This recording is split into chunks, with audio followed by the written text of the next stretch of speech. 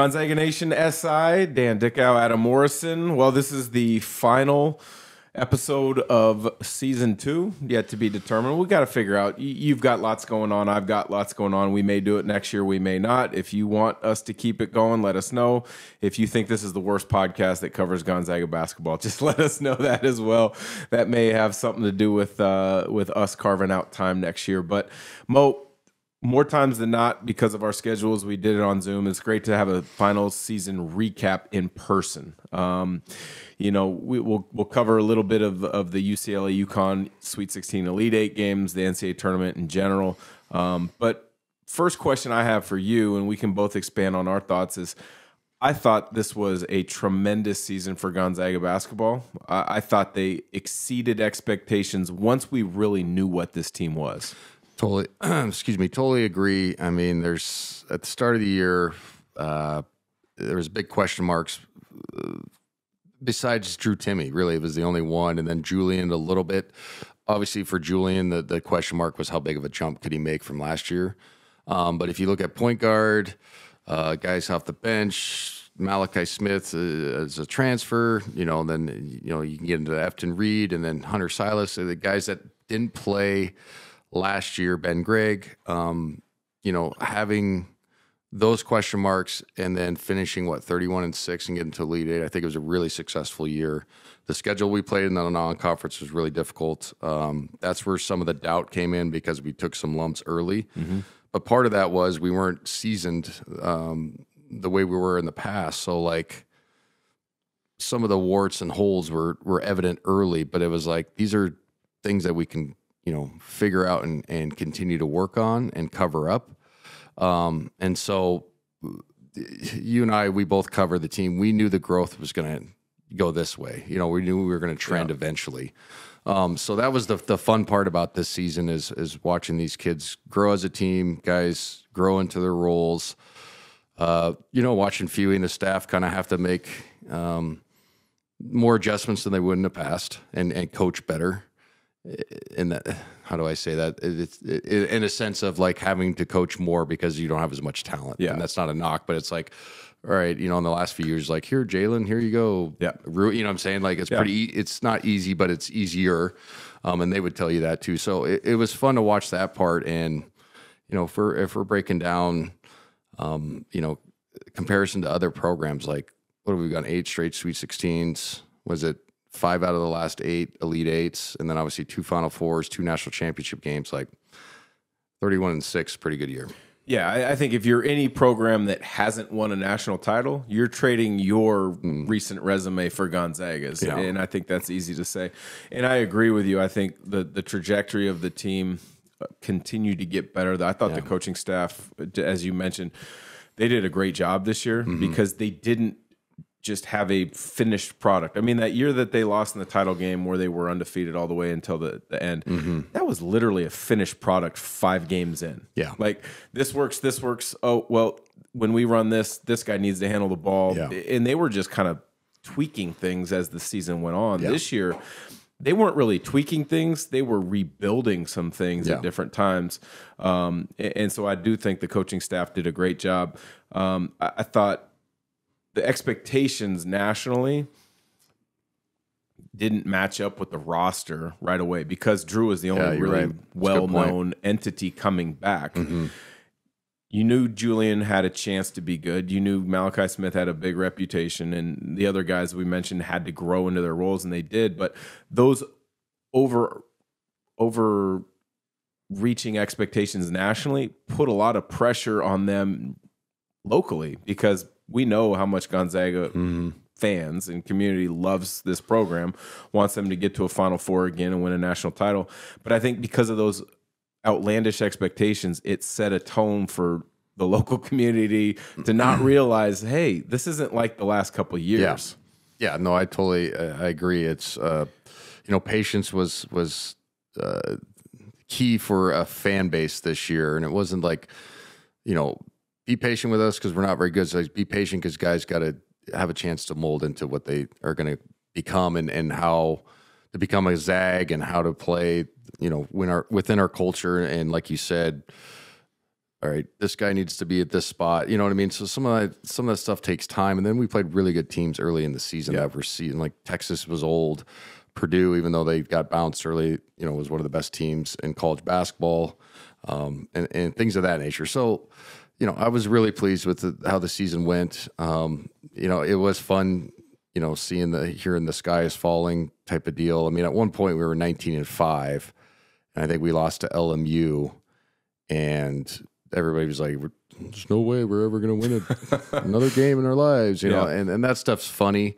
And I get it, because it is nice too, though, on the backside, to have a fan base that actually cares. So I always have to remind myself, like, some of the negativity or criticism is good, because, some programs don't have that because nobody really cares. It's football, or, or there's a pro team or whatever.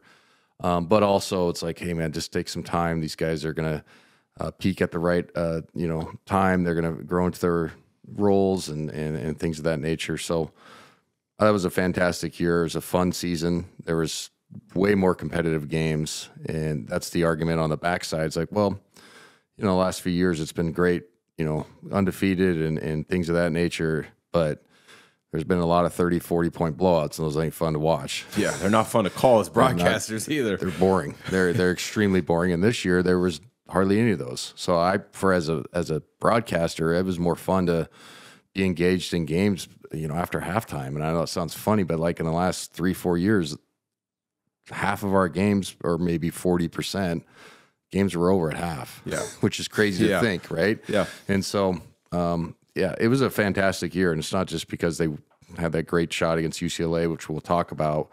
It was fun watching young men grow into roles, and a team slowly mold together. And as a competitor and as a former player, and this, that's one of the special parts about team sports. And when you're involved in it as a player, it's great. And then when you're kind of involved with it, or you're part of the program still, it's pretty cool to watch. Yeah, we're lucky because we have that close enough connection where we still pull for them as alumni, but also we get the inside look as broadcasters. We get to talk to Coach Few about game plans at times, and we get the inside scouting report. So it does make it unique and fun look for us. But let's talk about that Sweet 16 weekend. I was down there for the UCLA game, and I was sitting courtside for UConn, just demolishing. Who was it now? It's Arkansas in that Sweet 16 matchup. And I was sitting there thinking, like, this is not a good matchup for Gonzaga. Yeah. Just because of their size, the pace that they played with offensively, the crispness, the spacing that they had. But then Gonzaga, in the UCLA game, they answered every challenge that came up. And what was your takeaway in that UCLA game? Because I thought Drew Timme did everything he could to keep them in it, and then they made the big plays down the stretch. Yeah, I think that matchup was the better of the matchups, or going into that game for us. And I knew the staff liked that matchup, because we beat them 2 times previous. Obviously, we beat them in the Final Four with the Jalen, and then the year before we beat them. Beat them in that same building. So the UCLA game, going into it, was like, well, we have a really good chance to win this game. I think UCLA was favored by a point, so it was basically a pick 'em. But they lacked depth inside. I like their perimeter over theirs. Tiger Campbell's good, but they only had one good guard. I liked our depth on the perimeter better. And so, I thought Drew Timme did a fantastic job of kind of carrying us, but I thought everybody kind of stepped up and made enough plays. They just had a weird, last minute and a half of that basketball game where, things go wrong. But I got to say this, and it's not just being a fan of Gonzaga, but like, I'm sick of watching the officiating just change at the end of games. Yeah. Like, we walled up and were within our cylinder every single time and jumped backwards on 2 of those. And Jaquez, great player, fantastic career, gets 2 and 1s that changed the complex of that game. But the whole prior to that, that's not a foul. Yeah. And we're trying to like get out of the way. So that's what bothered me about that last sequence. I think UCLA kind of got the benefit of the doubt, but give them credit. You're supposed to drive the basketball and put the onus on the officials. 100%. I mean, all coaches tell you that. But thank goodness for Julian Strother for stepping up and making that shot. And in all reality, it's probably a bad shot. I know they drew it up. It drew it up, but not for a 32-footer or whatever it was. Yeah, no, it's not. And, being in the double bonus as well, you should probably drive it in same situation where you put the onus on the officials. But thank goodness he made that shot, and then they consequently got the steal on the other end and made 1 out of 2 free throws to put us up 2 or 3 or whatever it was. So yeah, it was a fantastic game. It was an all-time classic. It's nice to be there, but like you said, going into after that matchup, watching UConn just dismantle Arkansas, I was like, oh, yeah, man, this is going to be tough. Yeah. They were really good. Yeah. Best team I've seen live. 100%. And there's a difference in watching teams live, close, versus watching them on TV. Because I saw UConn plenty of times throughout the year in stretches, and I liked them, but I didn't realize, like, Jackson, as big as he was, he's their primary ball handler more times than probably Newton or Allen.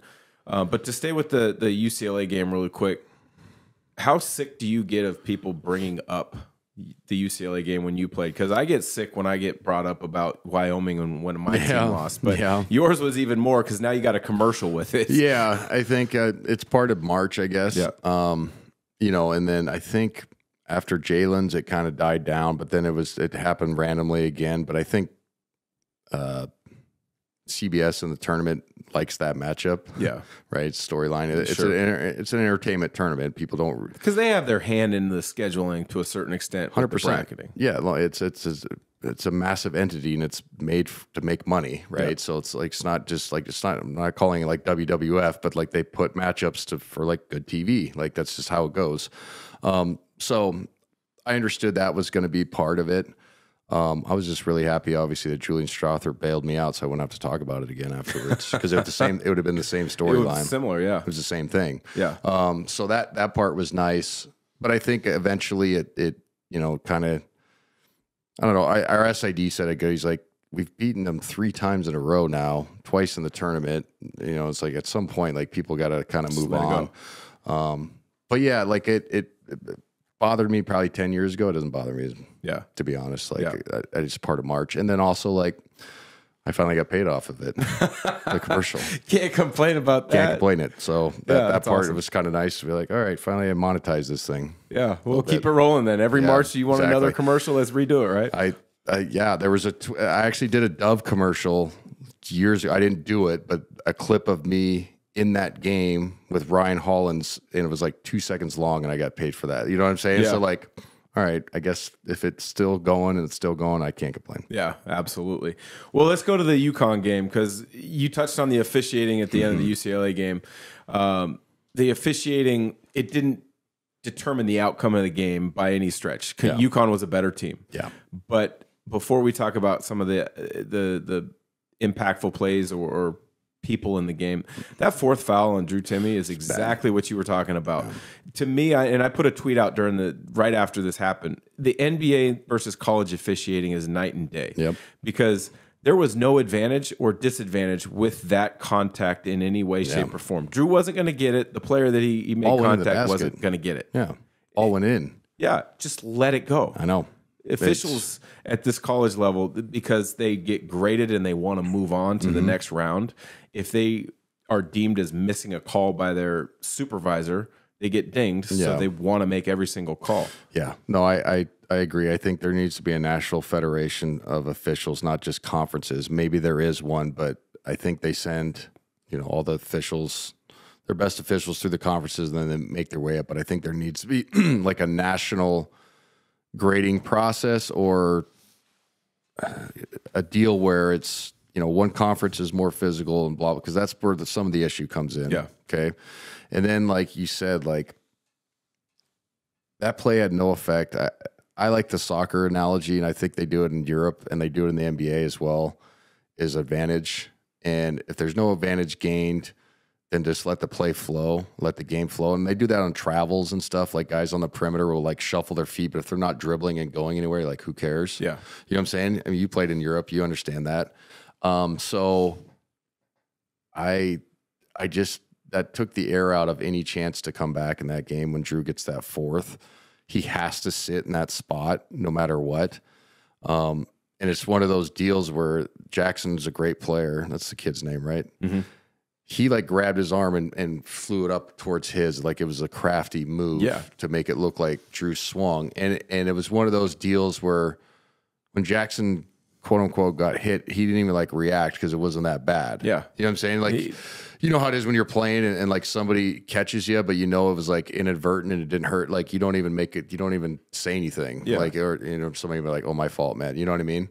That's what that play was. So like the officials right there should have like, play should have kept going. He should have been like, knock it off, you two. Yep. Put the whistle back in his mouth. If you do it, and then wait for a TV timeout and walk over and be like, if you do that again, I got to ding you. Mm-hmm. But don't make a big deal about it.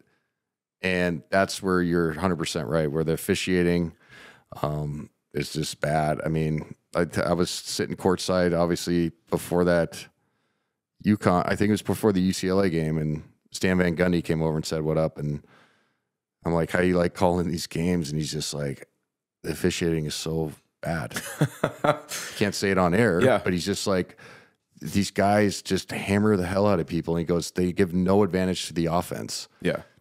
And he's so right. And obviously he likes basketball. He knows basketball. He's been a fantastic NBA coach. But like, that's why sometimes the product called basketball is not good, because they just beat the shit out of each other. And then these guys, you get to the tournament, like you said, they have no feel. It's just all about, I have to make the exact right call, no matter what the context of the game is, or I don't get moved on to the next round. And you watch some of these games and you're like, all right, you know, guys are driving and then, you know, they'll put their hands all over guys, but then if they go up on the rim and they're a little bit out of their cylinder, it's like you just never know what is a foul and what isn't. Yeah. There's no continuity to it. So that really took the wind out of our potential sails to get a comeback, but UConn was better. I mean, shit, they kicked the shit out of us, to be honest, as far as matchups and you know, all that thing. But again, it felt like just like the previous UCLA game, like so much emotion. Yeah. After like and then you go in and play a buzzsaw, and I felt like that was the same thing when we played Baylor, and nobody wanted to say it out loud, but I was like, you know, hitting a half-court shot with Jalen Suggs, and everybody on the media is like, this is the greatest shot I've ever seen in Final Four hitting, which it was. Yeah. And everybody pumping you up, and then the other guys on the other team are like, oh, look at this shit. We're going to go kick, you know what I mean? Like, fuck these guys. Yeah. And that's what it felt like again with UConn. But there was just a bad matchup for everybody, and not just Gonzaga. Like, size, Sanogo was fantastic. Klingen off the bench was like, how would you like to have that kid as your bench? He was like a 3-star recruit. He's good. He can move. He might be in the NBA. I know. mean, rumor is he's probably going to leave now. Like, he's like a traditional big, but like he provides rim protection. That's why he can play in the NBA. Yeah. Like if he can become a dive guy and then, you know, a lob and rim protection, like that's what that looks like in the NBA, like a 7'2" guy that protects the rim. And then you mentioned the Jackson kid was fantastic. Hawkins coming off screens. Legit. He looks like the second coming. And I say Ray this Allen. because it's UConn, Ray Allen. I mean, the way he moves, the high pocket release, the footwork. He looks like Ray Allen. In college, Ray Allen. Obviously, Ray Allen was an all-time NBA player. So that's a tough comparison for that kid. But you know, and then there's their bench. Calcaterra was great. The kid from USD, who's the Caravan or whatever, like just a simple role player on the outside, but like make a three, but then could battle and be like 6'8" and long. You know what I mean? It's just like everywhere you look, you're like, they don't have a weakness. And then defensively, if you watch them, they like downhill switch really good. So like even if you get by their guards, they just fucking come over and wall and then just switch. You know what I mean? So it's like it's hard. Yeah. And we just obviously we had to shoot the ball really, really well, and then have the things go our way. For us to have a chance. And that's not a knock, but the tournament's all about matchups, and that was just it was not a good matchup. Bad matchup for anybody.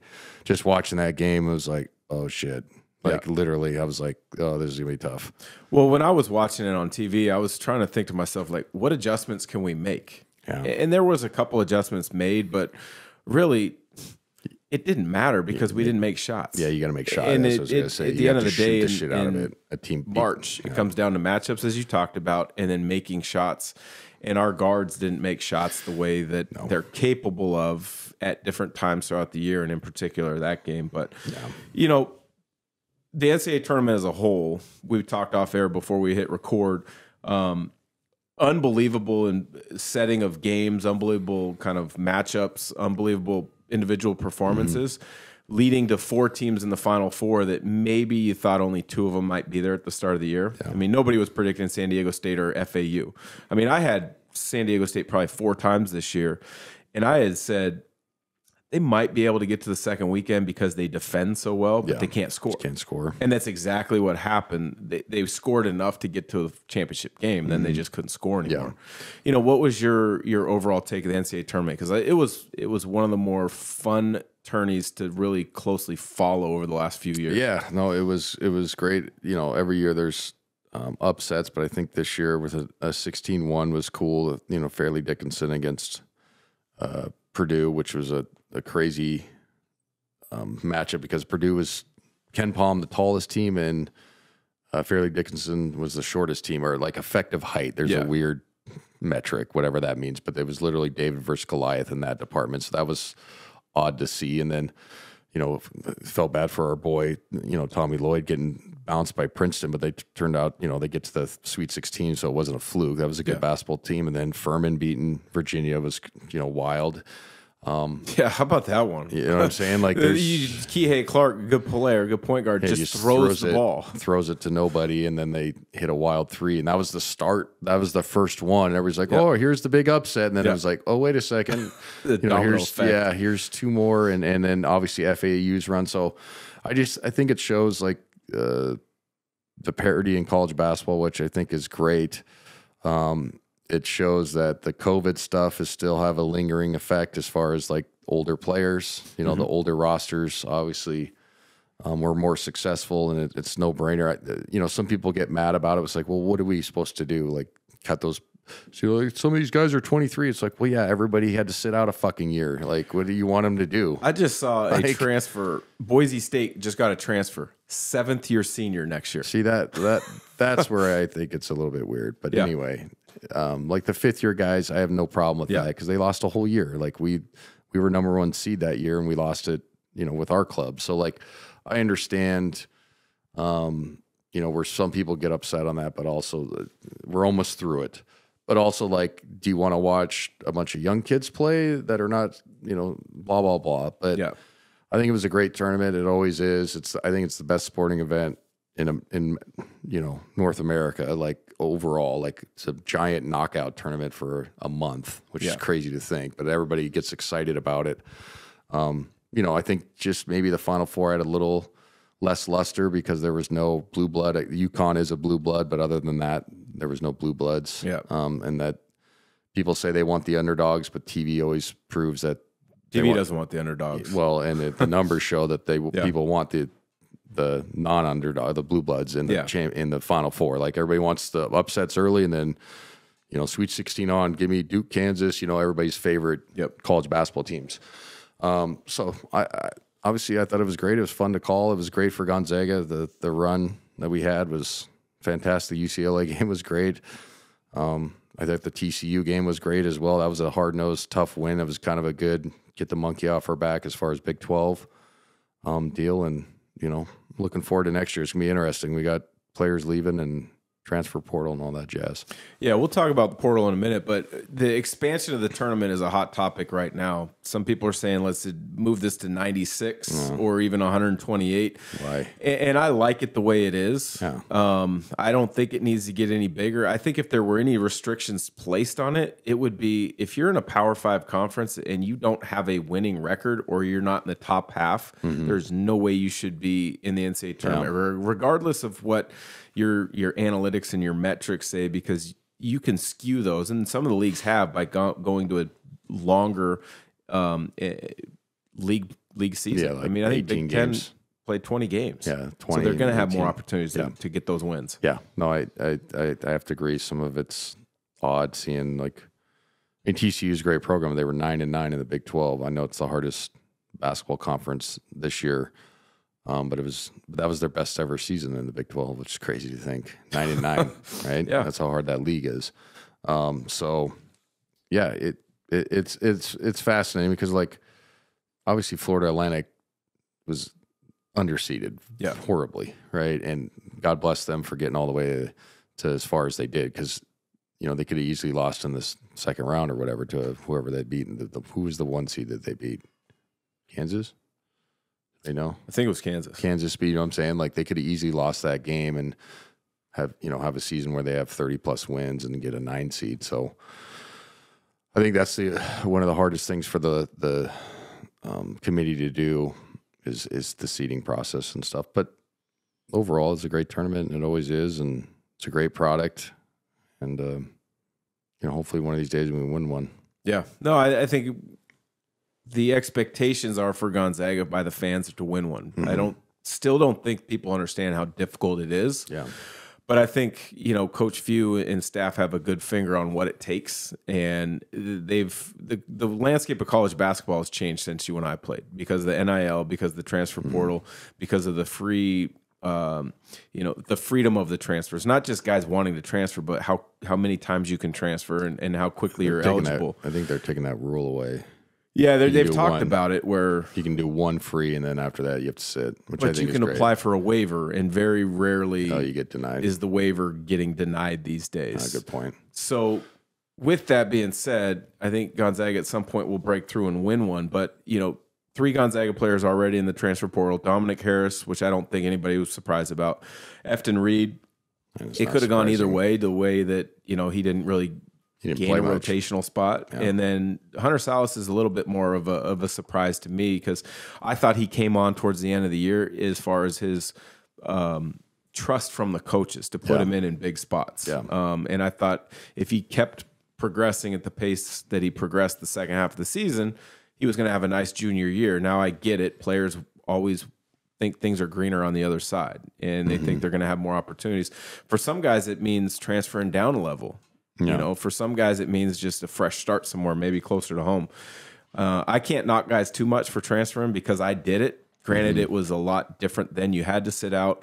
There was a lot less guys that did transfer at that time. But for each of these 3 guys, what do you think played into their decision? And do you think it was the right one? Because I think for Efton and I think for Dominic, it was probably the right decision. I think as I see it today, that might change a month or 2 from now for Hunter, depending on where he goes. I don't think it was the right one for him, but I don't know his inner thoughts. Yeah, I think Dominic made sense. He hadn't played in 2 years or whatever, how long he's been here, 3 years, redshirted 1 or whatever. So 2 years, he needs to go play somewhere. Efton was an interesting case because he has a big body, and I think he was a 5-star recruit, wasn't he? Yeah. Or was he McDonald's All-American? I think he was one of those big-time All-American games. Anyway, so in his mind, he's and rightfully so, he's probably thinking he wants to get to the NBA, and he should. But he didn't play at all this year, and so if I was him, I'd get out of here too. I think he just fell out of favor with the coaching staff on some of the decision making he made on the floor. Never heard anything bad about him off the floor. He was great. On the bench, he looked like he was positive. So hats off to him for remaining cordial or whatever. Like, it's easy to bitch and moan and be a mope about it when you're not playing at all. I've been in that spot, so it's harder than you think just to sit there and not play and still be upbeat. So I just think he's got to go somewhere where he can get some consistent minutes, but obviously he's got to improve. I mean, there's some holes in his game that are pretty evident. I mean, lack of shooting ability. I don't care what size you are, you're going to be able to make a 15-footer. It just helps your game. And then I think some of his IQ stuff. And again, some of those mistakes that I saw that I'm referencing were done in short minutes. So it's hard to be like, well, what would he look like if he got 20 minutes a night? Would he make those many mistakes and blah, blah, blah? But there were some games, like the one that comes to mind was the Kentucky game in the arena where he came in. I think he threw a top-down lob pass, went over a guy's head, and then he tried to throw a wraparound, then he shot a 3 in 3 straight possessions. Remember that? Yeah. And that's where it kind of started, like, yank. Yeah. You know what I'm saying? So, like, that's where I think some of the mistrust came into play. So I don't blame him for getting out of there. He deserves a chance to play somewhere else. And like I said, he's a big body. He's got an NBA body, so that still should be the goal for him. Hunter is a little bit different. I thought it was a 50-50 proposition in my mind as far as the surprise factor. Like when it first happened, I was out of town and people were talking to me about it. I was like, well, he was a number 6 recruit in the country, top 50 or whatever the hell, all that ESPN stuff. And I try to think of it as a parent. Like if you're his parents, you're like, well, why is he only playing 14 minutes a night or whatever the hell he's playing? But then also like, in those 14 minutes, great defensive player, great like a facilitator, great rotation player, but he's averaging 4 points a game. Yeah. So in their minds, they're probably thinking we need more opportunity offensively to make mistakes, to make shots, to show what I can do offensively. And I think he would have got that opportunity next year. But it just didn't work out for him. But he had some great moments at Gonzaga. So like, I wish him all the best, but also it's like, at some point, like, how do I say this? The minutes you get, you gotta have to like be really impactful to get more. And there was games where he was, and there was games when he wasn't. So I can see why he only played the 15 to 20 minutes. But when he was playing well, he got more minutes than other guys. So I don't know. I think him transferring, it wasn't a surprise to me, to be honest.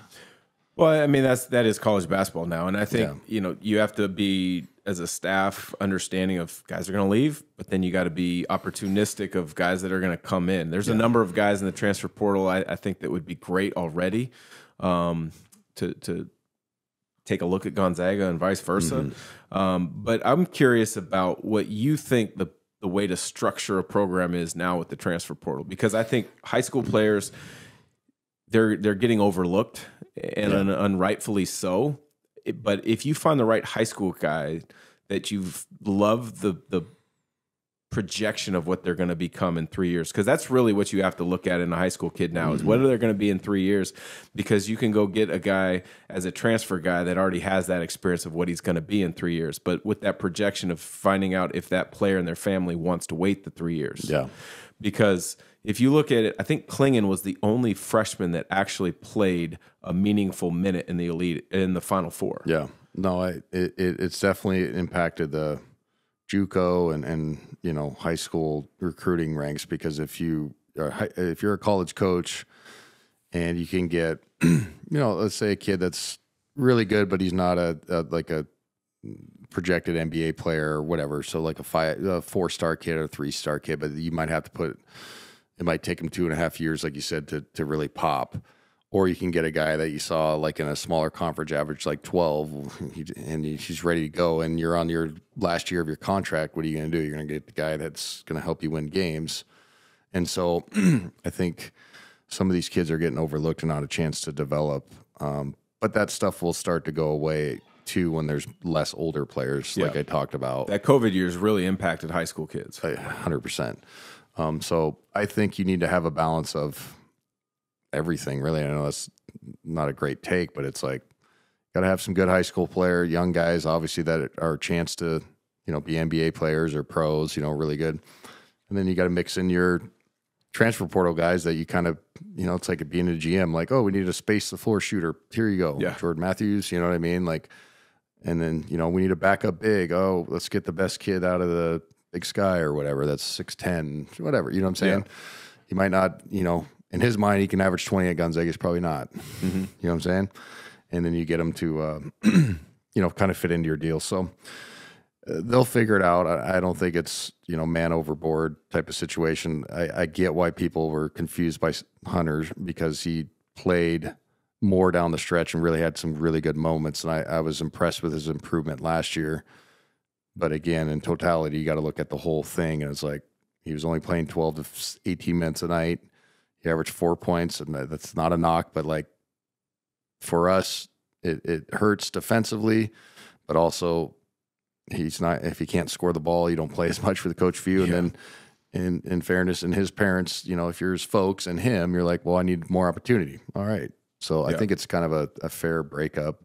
I don't think there's any love lost, and I can see why he wants to move on. Yeah, no, I wish those three nothing but the best of luck. But it is, like I said, it's the nature of college athletics right now. So let's quickly go through just a couple things before we wrap up the season. But do you have a favorite moment, whether it was a game or a play or a stretch that happened during the season? That's a good one. I'm not sure. Like there was some.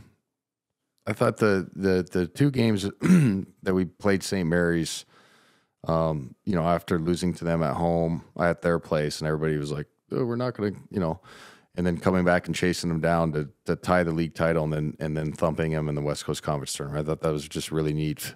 Not because it was St. Mary's, just watching the guys like taking that loss, not freaking out, banding back together, catching them, blowing them out, not blowing them out at home, but controlling that game and then really just putting the screws to them in the WCC final. That was just cool to see for those guys because you know how that stuff works when you get beat with a team and then you get in the foxhole or whatever you want to say and you reband back together and then things are successful your way. It's pretty cool. Yeah. For me, it would have been the LMU game in LA where they had lost at home. Yeah. And that first 12 minutes or so was about as good a basketball as I've seen in a long time at the college level. I mean, guys defensively were perfect in their rotations because sometimes if you're too early, you don't get the opportunity for a steal because you take a pass away. But they would be perfect in the passing lanes, active hands on the ball, so they had a couple steals there, and then they would get out in transition. If they didn't get layups, then they flowed into their half-court offense almost effortlessly. And I think literally everybody scored in the first 8 minutes of that game. Yeah. And so that would have been it to me. How about the biggest improvement by an individual player this season? That's a good one. I thought Nolan made strides throughout the season, especially early. He was a little bit tentative and had the turnover bug. So I think towards, half and then the back half and then the end of the season, he really made strides of just being solid with the basketball, flattening the defense. It's not always about scoring, especially when you got, a scoring presence inside like Drew Timme. So I thought Nolan made a pretty good stride this year. Yeah, I would agree. He made strides. For me, it was Ben Gregg. I mean, to me, early, like it was like, whoa, he was like running through guys on screens. He was attacking the offensive glass when there was no chance, just get back. Yeah. There was late rotations, but by the early part of the conference, he was a really good player for them. Now he's going to, I think, grow as a player and have more freedom to shoot trail threes. And I think he'll become a better finisher because he struggled finishing through contact at times. But I think he showed a ton of improvement to me over the course of the year. Yeah, no, Ben had a great season as well. And, I think, if you're looking at pure numbers from one season to the last, I mean, Anton had the best improvement overall, but we already knew he was an impactful player going into this season. He just finally got a chance to start. So we're not leaving him out or he's totally well, his numbers, he impacts the game even when his numbers don't show. That's what I'm saying. Yeah, he was an impactful player. Now he added the scoring numbers with it compared to last year. So he had a fantastic season. But I think, Nolan and Ben, as far as, being kind of, oh, shit, get him out of the game, you know what I mean? And now to like, oh, he can handle himself. Do you expect Anton back? Because he's got that extra COVID year. I would like for him to. I think it'd be the right decision, not just from a Gonzaga standpoint, but I thought he finally looks like he's springy and he's forgot the shoulder injury because he had a messed up shoulder for a while, and people don't understand. It wasn't like a simple fix. It was one of those where if you like really bang, it would separate. So it was hard for him to like mentally play through that. And I totally get it. And now it looks like he's springy. He's like, really confident. Like, come back and have another good year and put yourself in a position to play at the next level. Not that he can't now, but to have another good year, you're going to give yourself more opportunities to play either in the NBA or in Europe somewhere. And there's a lot of guys that pick and pop or pick and dive, and then can kind of do everything. That's pro style of basketball. That fits anywhere. Well, if he could be, a guy that I kind of look at him as being similar to as a guy I played in the NBA against. You probably played against him, Ime Udoka. Like he's got that similar body. Anton, I think's bigger. He's probably more explosive, finishing around the rim, but screen dive and then terrific defender. And as if Anton can really figure out, he doesn't have to shoot the straightaway trail three. I know that's an important shot in college, but if he can figure out the corner three, he's now got an opportunity. Yeah, no, I think he should come back. And it's not just, like I said, being a fan of Gonzaga. It's like, you had a really good year, man. Like, and if you have another free one, like, what else are you going to do? Yeah. Right. And then also, like, if we're talking NIL, he's like the local kid that got the other NIL deals that Drew had. It's like, keep getting those too. Yeah. So I hope he does. I think the same for Malachi, but his situation's different. He's older and whatever. But I hope they both come back. When you look forward to next year, is there who do you want to see? Who do you think maybe is the most important player to make that next jump? I know the roster's in flux. Probably there may be another guy in the portal. We don't know who's coming in yet. But of the guys that we anticipate and expect to be back, who do you think's the most important? Nolan's got to make a jump. He just, as a point guard, he's got to, like I said, he made an improvement. Now he's got to make a jump scoring. He's got to score the basketball next year, I think. Like I said, he started to handle himself as far as flattening the defense, making the right reads, passing the basketball, controlling the flow, but now he's got to score the basketball. Yeah. No, I'm right there with you. I thought he made tremendous strides. I think, I've always said this, unless you're an outlier, it takes 3 years to get comfortable, whether it's in college or whether it's in the NBA. No, it takes good. 3 years. Yeah. And he'll be heading into his third year. He's played on some good teams, but he's been that guy that his responsibility has grown. Well, next year the responsibility will really be on him. So you would expect the leadership to get better. The skills are going to get better. You've seen them get better. You would imagine the shot gets a little bit more consistent with the rotation and the finish and the follow through. The finish work on the interior, I think he's creative enough with the handle to get in the paint. But you got to get a layup package. Yeah, consistently get to it and finish. Yeah, so I would agree with him. Last question. And this is two different guys as we wrap up the season. Drew Timme, unbelievable. Mount Rushmore of Gonzaga players, all-time leading scorer. He's already announced he's gone. He's not coming back, and that, to me, is the right move. Would have loved to see him come back, but I knew he wasn't going to. And Julian Strawther showed flashes, improvement. Those two guys I would expect are going to have a lot of attention, NBA workouts, NBA draft. I don't know if Julian will be coming back doing what he'll at least do what he did last year. Go through the process, get some workouts, have a decision to make. Drew's gone. Do you expect or anticipate either of those guys to be drafted? Yeah, I think Drew's going to get an opportunity just based on his college career, and then somebody will give him a shot, and then maybe he can prove people some wrong, like go out there and play well in summer league and stuff like that, and then. I think Julian has the makeup to be a pro wing, kind of like Corey Kispert was. Play defense, knock down, shoot the hell out of the ball from the perimeter, be long, athletic. So I think Julian has a better chance to get drafted, but I think they both will.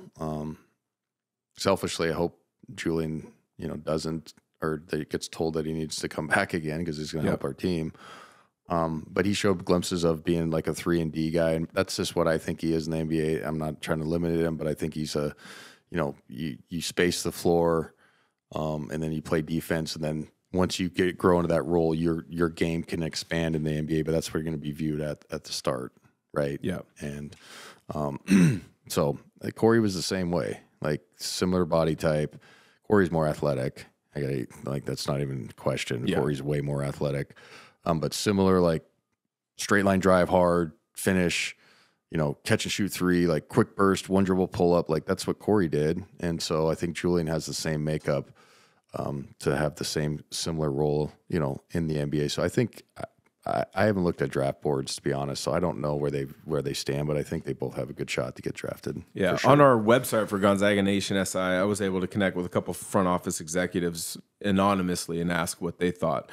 And, one guy thought Julian's a definite first-round pick. Yeah, it doesn't surprise me. Another said, hey, he's a great shooter, but he's limited athletically, which kind of goes to your point. I mean, because he doesn't finish over through or around people at the rim. He kind of gets to that mid range, and he doesn't have that burst to finish, so he gets to that floater game. There's nothing wrong with it, but they said the same thing. He needs to become they said he's a good shooter, but you gotta be can he become a great shooter? You gotta be elite to stick. To be elite. And then as far as Drew, a couple of the guys said he's one of the hardest we've ever had to peg ever, just because.